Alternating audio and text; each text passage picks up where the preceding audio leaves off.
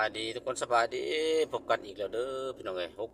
6:35กำลังมุ่งหน้าเข้าสู่เซโปนเด้อออกมาแต่เช้าวันนี้น้องออกมาแต่ตี 4 ครึ่งตอนนี้เขาก็มาฮอดเซโปนกะสิแวะตลาดเซโปนก็ไปหาซื้อกับข้าวอาหารสักก่อนเนาะกองทัพต้องเดินด้วยท้องเพิ่นว่าซ่านใครสบายดีทุกคนเด้อโอ้ยแดดส่องหน้าพี่น้องเอ้ยแดดส่องหน้าส่องตาแต่เช้า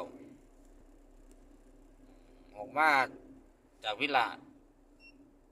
คอนสิฮอดพี่เลย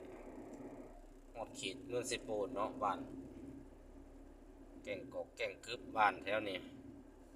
เดี๋ยวพาขยองฝนตกทุกคนเลยเห็นแต่รอยฝนตกจนฮอดสิโปน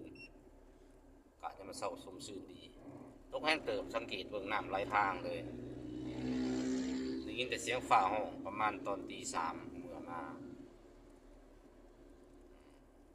ฮอดพี่เห็นฝนตก เห็นรอยฝนตกโอ้วันนี้มาเศร้าต้นไม้ใบหญ้าเขียวชุ่มชื้นบรรยากาศสุดยอดยามมาเศร้าทุกคนเลยการเดินทางก็สบายเย็นสบายต้นไม้ใบหญ้าเขียวคือว่าพายุสิเข้าอีกบ่ทุกคนสาธุแล้วเนาะคนว่านเขาว่านน้ำเขาจะได้ซื่นเลยจังใดนี่แหละที่ทั้งหมดเดือน7พิงแหละเดินหาสากลกับไก่สิเบิดเข้ามาทุกที่แต่มันก็วันที่เท่าใดพี่น้องวันที่26แล้วอีก4-5 มื้อเบิดเดือนพฤษภาย่างเขาเป็นเดือนมิถุนาแล้วบ้านนะวันเวลาข้าวเดียว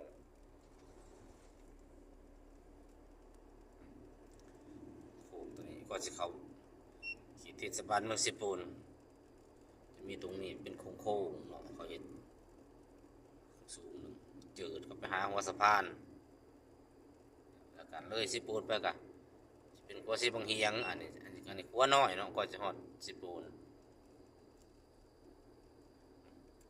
ก็ความสูงนะจนเพียงกันกับลักไฟห่วยกกหนึ่งโอ้ห่วยกกหนึ่งซื้อประมาณนี้เนาะทุกคนเนาะโอเคเด้อคนจะคลิปสั้นๆที่เท่านี้ก่อนเดี๋ยวไปหลอกตลาดซื้อกับเขาวกับน้ำยำเสาก่อนปั่นเสาก่อนทุกคนเลยสีนอนท้องไหมนี่ฮอนแล้วเทศบาลเมืองเซปูน